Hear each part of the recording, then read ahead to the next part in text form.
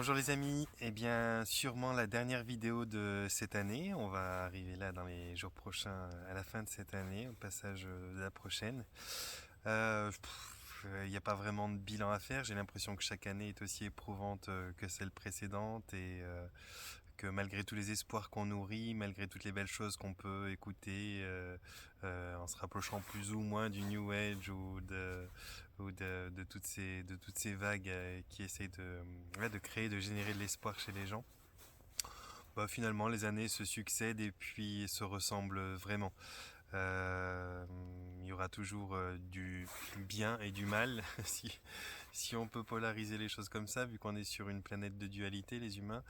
Et je crois qu'on a beau suivre tel axe ou tel axe ou tel axe, finalement, la vérité de ce qui nous permet de devenir ce que l'on aime, ce que l'on aime être, eh bien, c'est notre intérieur. Cette vérité, cette pratique, cette direction qu'on peut prendre, c'est toujours très personnel, très intime de soi à soi, et c'est ce que l'on ressent, ce que l'on fait, mais ce que l'on fait intérieurement, pas forcément les différentes activités qu'on va mettre en place, ou non, c'est vraiment plus une question de choix qu'on a intimement et personnellement, de choix de vie, de choix d'être. Je sais que ça peut-être s'amalgamer avec les choix de faire ou les choix d'avoir. Si je fais le choix d'avoir telle ou telle chose dans tel ou tel endroit, je serai peut-être dans les meilleures proportions pour ceci ou cela. Ou si je fais le choix de faire telle activité ou de faire telle chose, ça définira que je suis quelqu'un, je sais pas, de bienveillant, de une bonne personne ou quelque chose. Et après, je sais pas à quel point vous avez déjà crapahuté sur votre chemin, où vous en êtes, mais moi, pour avoir maintenant gentiment atteint, je pense, à peu près la moitié de ma vie, en espérant qu'elle se raccourcisse pas trop, j'ai bien l'impression que peu importe ce que je choisis de faire, peu importe ce que j'ai tenté ou obtenu, c'est toujours ce que je fais le choix d'être, ce que j'ai fait le choix d'être et ce que je fais le choix d'être, qui m'ont emmené à pouvoir dépasser mes bobos, qui m'ont emmené à pouvoir avancer, me réaliser. Et évidemment, ça comprend des actions. Le choix d'être comprend des actions. Et en l'occurrence, on fait quelque chose une fois qu'on est. Mais en amont de ça, il y a vraiment ce choix d'être. Et je crois que le faire, l'action de faire, elle, est conduite par l'état d'être que l'on a. Vous aurez toujours autour de vous, peu importe ce que vous faites, que ce soit apprécié, que ça ne le soit pas, vous aurez de toute façon toujours autour de vous des gens qui vont adorer, vous féliciter, qui vont essayer de parler un maximum de vous en bien. Et vous aurez aussi également toujours des gens qui vont détester, qui vont essayer de vous casser au maximum. Et puis à côté de ça, vous aurez encore des mauvaises intentions, vous aurez des jalousies, vous aurez des bonnes intentions, vous aurez tout un tas d'espoirs ou de choses qui vont se créer autour de la personne que vous êtes. Et ça va peut-être beaucoup conditionner justement ce faire. Donc on est beaucoup déjà conditionner les êtres humains à agir en fonction de qu'est-ce que dira notre prochain. C'est ce que moi j'appelle en tout cas l'effet qu'en dira-t-on. Et tous autant qu'on est, les plus entraînés à être souverains comme les moins entraînés, on est tous à un certain niveau conditionnés parce que l'on pense que l'autre attend de nous. Cet effet du candidaton fait que on va peut-être être plus patient ou plus en colère ou plus démonstratif ou moins démonstratif en fonction du nombre de spectateurs qu'on aura. Ah, j'entends mon pote. Aujourd'hui, il est parti, je pense, une quinzaine de fois vers différentes biches et ils n'arrêtent pas de tourner autour de moi. Je n'ai pas spécialement pu filmer quand ils étaient là, puis vous n'auriez pas pu voir. Et puis si je parlais, il m'aurait entendu. Mais il n'arrête pas de courir. Bref, je l'ai entendu, ce squid, il doit pas être loin, il va arriver. Je vous disais, cet effet-là fait qu'on a souvent des attitudes qu'on estime être en relation directe avec ce que les gens attendent de nous. Donc on va faire en sorte d'être souriant, d'être bien habillé, d'être gentil, d'être plus patient, d'être plus pédagogique, d'être plus ceci, d'être plus cela.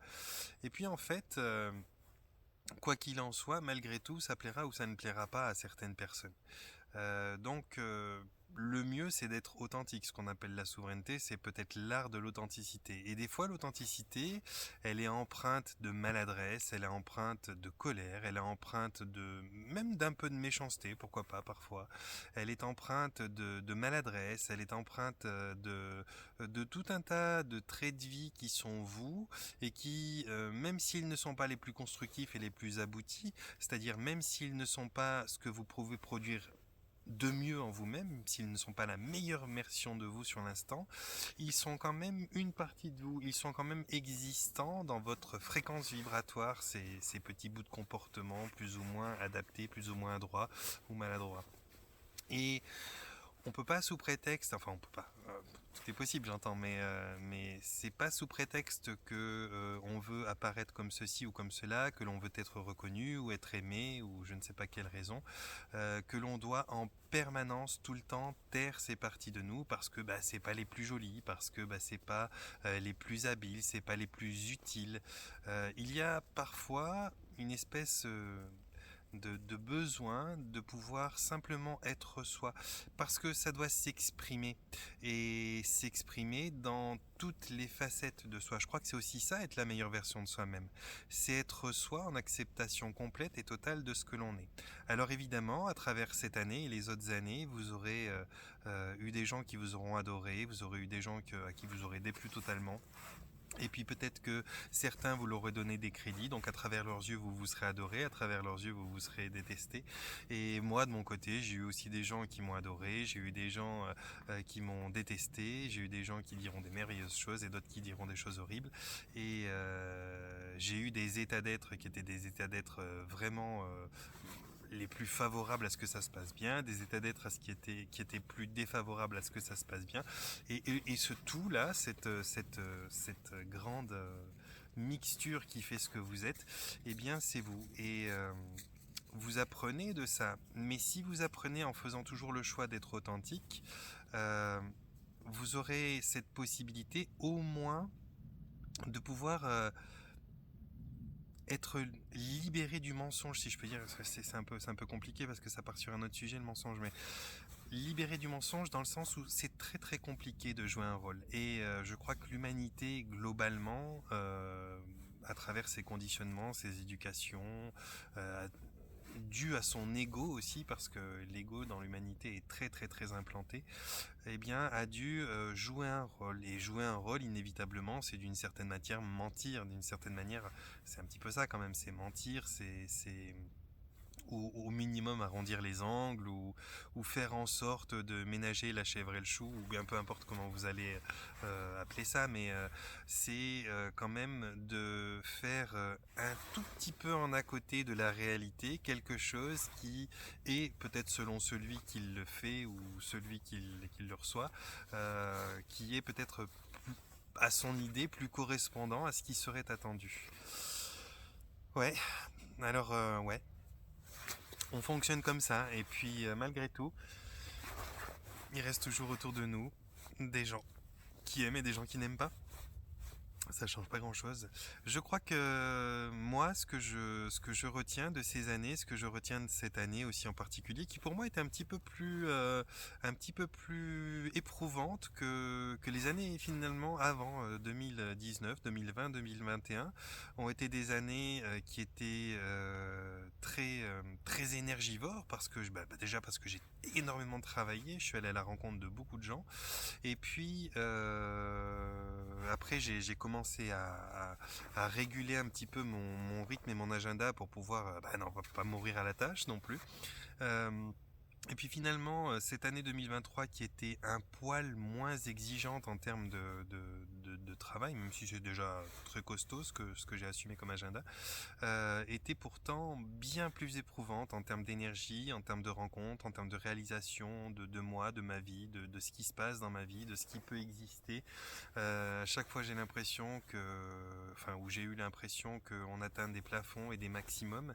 Et cette année-là a dépassé tous les maximums que j'avais déjà connus avant dans ma vie et intimement, professionnellement, dans tous les sens. Il y a beaucoup de choses qui ont encore repoussé plus loin les limites de ce que je croyais possible, de ce que je croyais possible en termes de réalisation, en termes de ressenti, en termes de sentiments, en termes de tout un tas de choses. C'était vraiment une année plus éprouvante. Et j'ai vraiment ce sentiment-là que pour beaucoup de gens, cette année a été beaucoup plus éprouvante. Alors évidemment, autour de moi et dans les gens qui ont travaillé en collaboration avec moi, j'ai pu le constater, mais je l'ai ressenti aussi que cette année 2023 était encore plus éprouvante. Bon, il y a eu tout un tas de phénomènes qui se sont croisés, et puis tout un tas de paramètres aussi au niveau des énergies qui sont possible à mettre en cause pour le pourquoi du comment cette année a été plus éprouvante. Mais toujours est-il, pour en revenir au fil de ce que je voulais vous dire, c'est que euh, c'est quand même c'est quand même le choix. C'est quand même le choix qui reste la chose qui va déterminer ce que vous devenez et vers là où vous vous dirigez. On a tendance à vouloir sauver par-dessus toute chose et par-devant toute chose, quelque chose qui paraît être peut-être le plus important à ne jamais perdre en tant qu'être libre, en tant qu'être vivant libre, c'est ce qu'on appelle notre libre arbitre.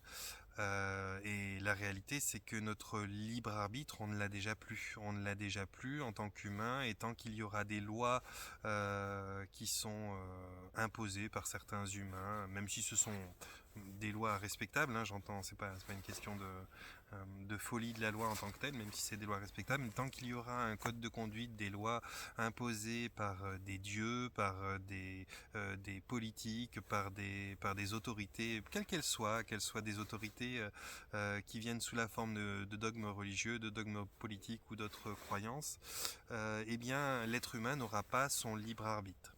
Et quasiment aucun être humain aujourd'hui, je dis quasiment pour ne pas dire aucun, mais je pense que c'est aucun, être humain aujourd'hui ne peut eh bien dire qu'il est totalement en possession de son libre arbitre. Bien évidemment qu'il va le défendre chèrement, mais personne n'est en possession de son libre arbitre. Il nous reste le libre choix. Alors le libre arbitre, on ne peut pas parce que justement, on peut pas si tout d'un coup, on peut pas. Ça devient compliqué, c'est très compliqué, c'est très conditionné de pouvoir appliquer son libre arbitre. Si demain tu as envie de mettre une balle dans la tête à quelqu'un, ça va t'exposer à plein de d'éventuelles conséquences que tu vas avoir tellement pesantes dans ton existence que ça va très nettement influencer ce qu'on appelle le libre arbitre. Alors il nous reste le libre choix. Le libre choix, c'est la capacité de faire des choix. Alors bien sûr, les choix de vie, les choix de direction, les choix de qu'est-ce qu'on fait, évidemment. Mais celui dont je parle aujourd'hui et que je vois être le plus pertinent dans la réalisation de l'être humain, c'est le choix d'être. Qu'est-ce que l'on choisit d'être? Et quand je parle d'être, je vous parle globalement comme ça, d'être heureux ou d'être malheureux, d'être en joie, d'être émerveillé, d'être. Il y a tellement d'états émotionnels que l'on peut contacter, et étonnamment, étonnamment, moi ça m'étonne pas vraiment parce que je le pratique depuis un bon paquet de temps à travers moi déjà, dans ma réalisation de mes choix, mais aussi à travers ma capacité de pouvoir aider les gens à justement travailler sur leurs émotions pour pouvoir dépasser certaines problématiques qu'ils ont. Étonnamment, le choix d'être est relatif, non pas à la situation, mais il est relatif à votre personnalité, à votre esprit.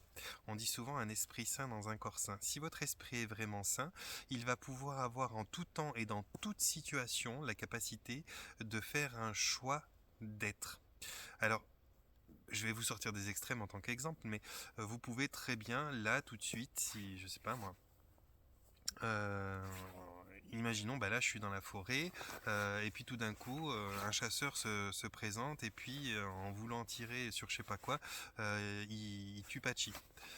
Euh, je peux faire le choix d'être triste, je peux faire le choix d'être en joie. Évidemment, si vous me demandez ce que je vais être, très probablement je vais être fortement touché parce que je l'aime énormément, mon ami, et ça va me faire mal. Mais c'est pas quelque chose qui est imposé par l'action en tant que telle. C'est pas parce que ce chasseur aura mis un coup de fusil à mon chien que je vais me retrouver inévitablement triste. C'est parce que j'en ferai le choix. Ça peut être très intéressant, on pourrait parler des heures de ça. J'aimerais vraiment vous donner la subtilité de cette réalité-là. Je ne vous parle pas d'une vérité qui serait la mienne, je vous parle d'une réalité. On a le pouvoir de faire nos choix, c'est un pouvoir qui nous reste et qui est très important. Mais en somme, ça va dépendre, tout va dépendre, non pas de l'action qui s'est passée, qui en l'occurrence pour cet exemple-là ferait que mon chien perdrait la vie, mais ça va plutôt dépendre du sens que je vais donner à cette action. Si j'y donne un sens qui est très dans ma matière, dans mon mental, dans mon ego, alors là, je vais sûrement être en rage après ce chasseur, je vais peut-être même vouloir venger mon chien, je vais peut-être taper ou tuer ce chasseur, il va se passer quelque chose qui sera vraiment euh, très très fort en émotion, j'aurai une grande tristesse, j'aurai une grande colère probablement, et je ne serai pas capable de maîtriser mes émotions, mais je serai en train de déambuler d'une façon plus ou moins excitée, conduit par mes émotions. C'est c'est clair, hein, qu'on se comprenne bien, on est des êtres humains, on est venu faire une expérience de matière et c'est très fréquent qu'on soit conduit par nos émotions. Ça fait aussi partie de l'expérience de ce qu'on vient faire ici, on est d'accord. Mais c'est pas incontournable et c'est pas inévitable, c'est là où je veux en venir.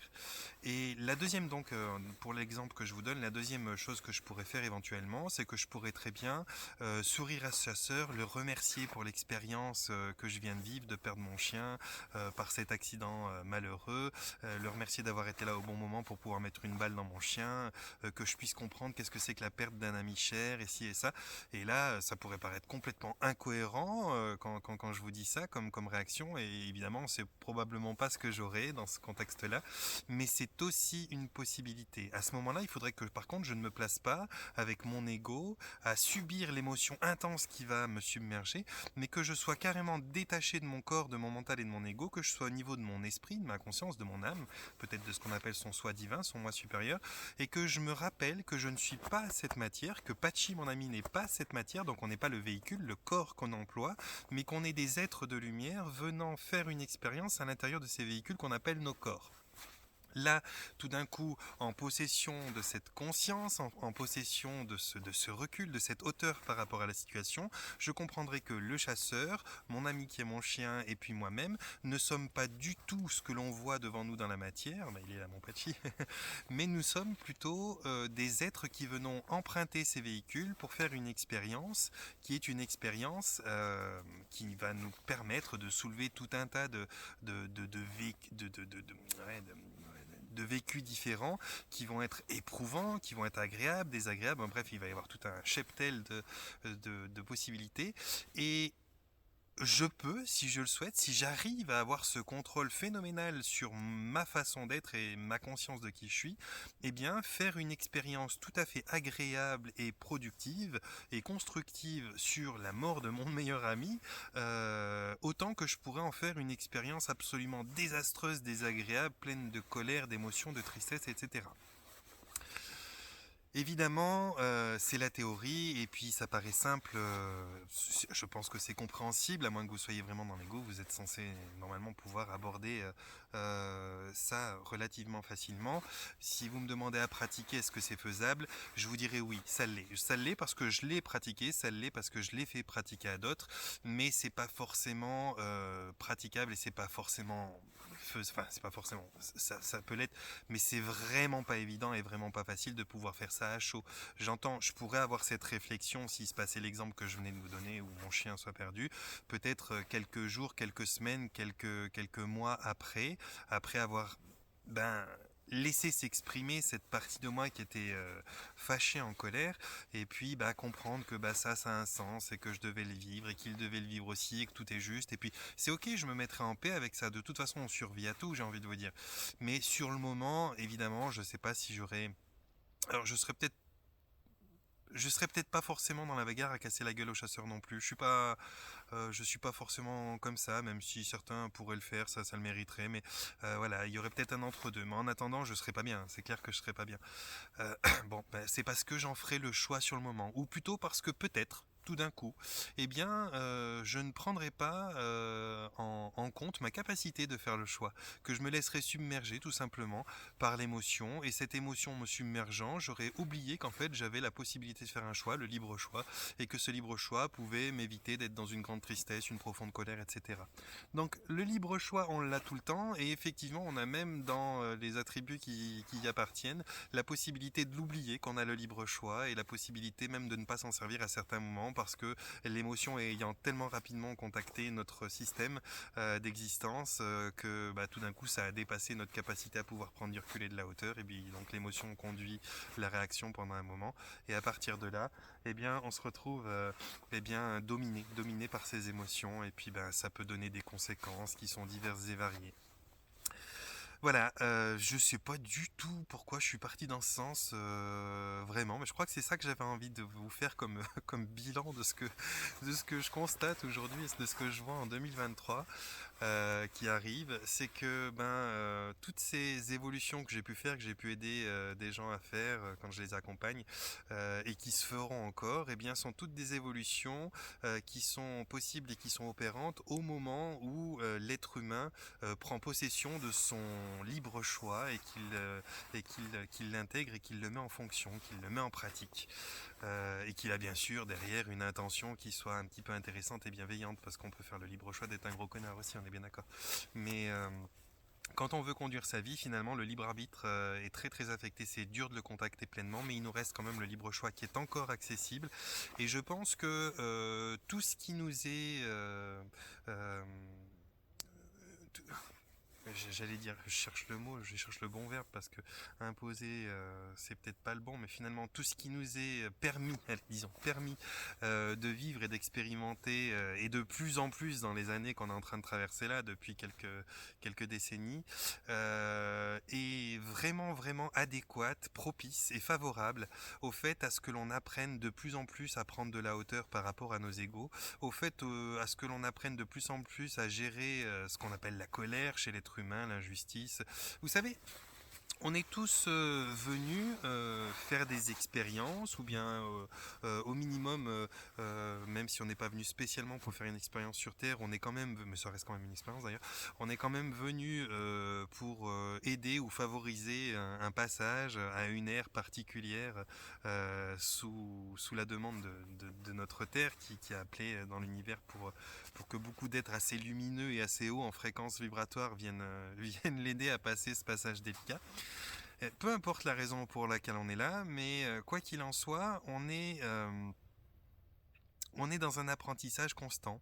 On est dans un apprentissage constant, et cet apprentissage constant, il est par moments relativement lent et stable dans son rythme, et par d'autres moments, comme ces années qu'on traverse depuis quelque temps quand même, bien plus rapide, bien plus actif, et puis c'est comme si il y avait bien plus d'énergie, bien plus de capacité, de possibilité d'aller vite, quoi. C'est un petit peu comme dans la vie, on peut très bien avancer sur un chemin de campagne, on peut avancer sur une départementale, une nationale, ou alors l'autoroute.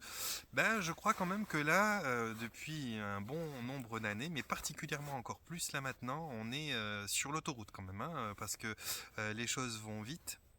Les choses vont très très vite, voire même on est sur des autoroutes allemandes ces derniers temps, c'est-à-dire avec des portions illimitées en termes de vitesse. Et c'est bon pour nous, c'est très éprouvant, et c'est grâce à ça, c'est grâce à ce qu'on appelle l'apocalypse, les divulgations, bref, l'information arrivant sur toutes les facettes possibles où elles puissent arriver. Alors bien sûr, on a beaucoup de médias qui se sont développés, on a beaucoup d'objets qui sont connectés, qui nous donnent accès à plus qu'on en aurait besoin, même nécessaire, plus que nécessaire, qui nous donnent de l'information. Mais il y a aussi un comportement de ceux qu'on appelle nos élites, qui nous gouvernent et nous conduisent, qui est devenu au fur et à mesure des années et surtout dernièrement bien plus maladroit, bien plus empressé, bien plus oppressé, bien plus grossier, bien plus vulgaire. Il commence peut-être à manquer de stratégie ou manquer de capacité, ou peut-être c'est nous qui sommes grandis, qui avons de plus en plus éveillé nos consciences et qui sommes plus lucides, plus capables de discernement. Mais enfin, quoi qu'il en soit, c'est exponentiel. Avec ses comportements, avec ses ratures les unes après les autres, avec ses décisions qui sont toujours plus abjectes et débiles d'année en année, de politicien en politicien, eh bien l'homme en tant qu'être humain s'est sidéré, a perdu confiance. Et puis en perdant confiance, il a grandi dans sa conscience, même s'il ne sait plus tellement où donner sa confiance. Mais en attendant, de plus savoir donner sa confiance, ça fait qu'on en revient à soi. Et finalement, je crois que c'est ce que veut l'univers, qu'on en revienne à soi. Et quand on en revient à soi, eh bien on est obligé de s'en remettre à soi. Et quand on s'en remet à soi, ben, ça veut dire qu'il ne reste plus que nous pour être responsable des choix qu'on fait. Et c'est tout ce que veut l'univers, que vous soyez responsable. Responsable des choix que vous faites, que vous soyez autonome et indépendant, que vous soyez souverain. Et quand vous serez souverain, de plus en plus, je ne sais pas si ça se fera au cours de cette vie ou si ça va prendre quelques générations, eh bien à un moment ou l'autre, peut-être que les peu de pouvoirs en place qui subsisteront n'auront plus du tout la capacité de vous maintenir. À ce moment-là, vous pourrez peut-être choisir individuellement et collectivement dans votre individualité, eh bien d'aller vers quelque chose qui soit plus beau, plus joli, plus brillant, bien que je ne sois pas persuadé que ce soit là que ça doive se faire, hein, parce que finalement, cette planète, c'est une planète école. On a toujours tendance à vouloir qu'elle soit bien rangée, bien propre, bien belle, bien brillante, bienveillante, bien accueillante, qu'elle sente bon et puis qu'on puisse y vivre correctement. Sauf qu'on n'est pas là pour y vivre en fait. On est là pour y apprendre et apprendre quelque chose. Quand vous voyez les salles de techno, de machin, de trucs que vous avez traversées dans vos années de classe, je veux dire, on dérangeait les bureaux, on affichait des trucs au tableau, on affichait des trucs à droite à gauche, puis d'un coup la classe se transforme en labo, et puis c'est le bordel, et puis il y a des cartables de partout. Ouais, ben c'est normal qu'il n'y ait pas un salon, et puis un petit encens, et puis une petite méditation zen dans l'angle de la pièce. Ben non, c'est des salles de classe, et dans les salles de classe, on vient étudier, on vient expérimenter. Ben, cette planète est une planète école, elle est une planète où on vient expérimenter, elle n'a pas forcément vocation à être super bien rangée, super logique, en tout point. Et puis seulement orientée vers le positif, non, elle est une grande, grande, grande sphère d'expérimentation où on peut aller du positif au négatif. En tout cas, dans ce que nous, on connaît la dualité, parce qu'en termes de concepts, il y a beaucoup de concepts. Nous, on connaît que la dualité, on a l'impression que c'est l'entièreté des choses qui existent, mais il y a bien d'autres choses. Je ne sais pas si j'en ai déjà parlé sur des vidéos, mais dernièrement, il n'y a vraiment pas longtemps, il y a moins de 2 mois, j'ai eu une séance qui était barge dans une des révélations qui en est sortie. C'est que j'ai eu un moment contact avec des êtres d'autres plans d'existence à travers la cliente qui est avec moi. Et on a pris des informations et l'endroit où elle se trouvait, où elle avait vécu, était un endroit où il y avait énormément de... comment on appelle ça de genre. Aujourd'hui, on le voit bien, il y a un truc un peu fou, c'est qu'à la télé, on cherche absolument à nous intégrer tout un tas de genres. Donc il y a le masculin, le féminin, donc l'hétéro, il y a l'homo, il y a tout un tas de trucs. Et bien sur cette planète, sur plan d'existence où l'on était pendant cette séance, on a pris connaissance qu'il y avait dans l'univers beaucoup plus de genres encore que ça, et sûrement qu'il y en a plus, mais là où on était par exemple, il y avait 8 genres différents sexuels, d'orientation sexuelle, qui pouvaient sur ce plan d'existence là être ce qu'ils étaient, donc un genre sexuel en tant que tel, mais qui en plus pouvaient chacun d'entre eux procréer entre eux tous.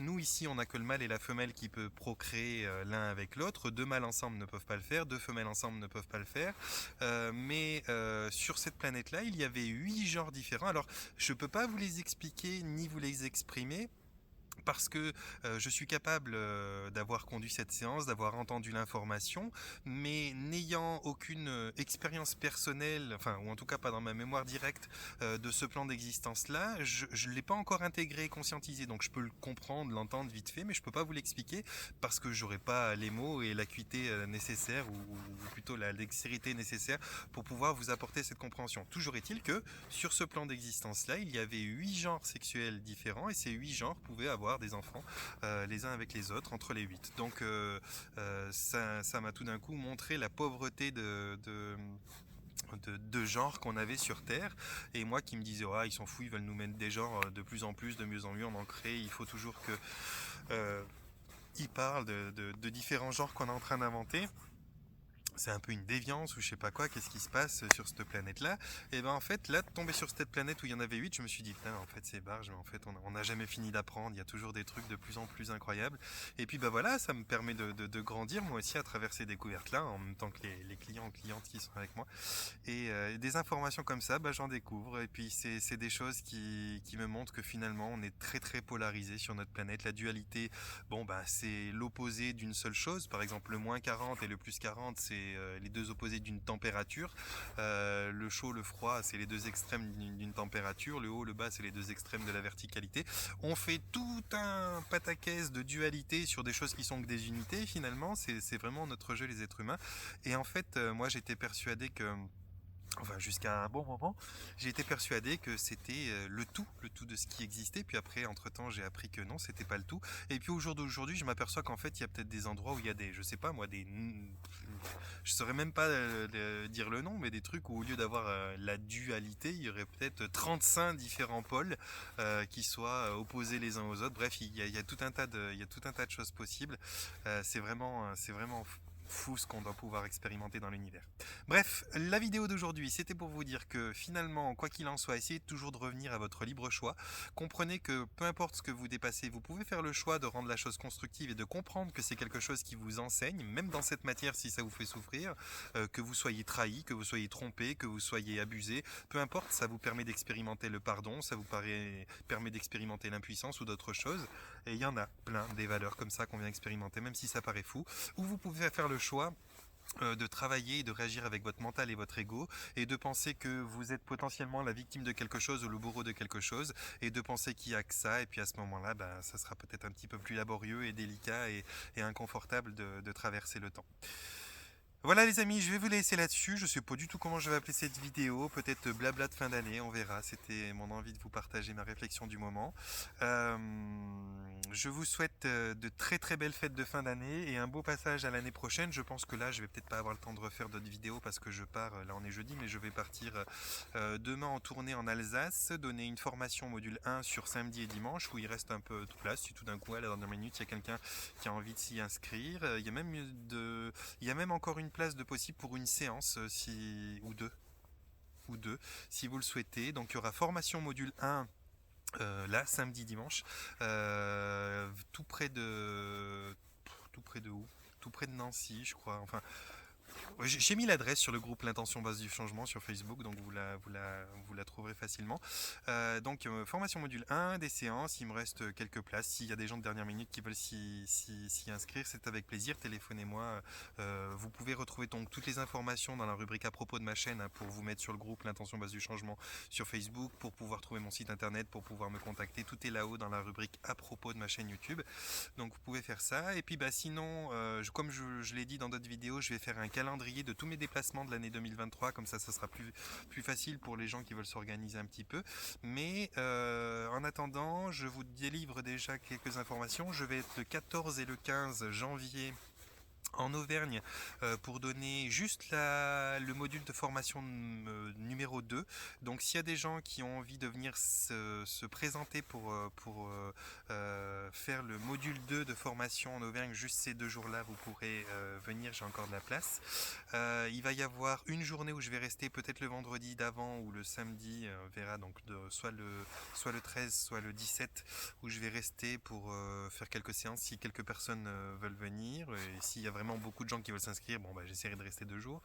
Et puis ensuite, du 21 au 29, sauf erreur, hein, janvier, je vais m'approcher de Valence, donc pour faire une tournée où il y aura formation module 1, séance individuelle et formation module 2.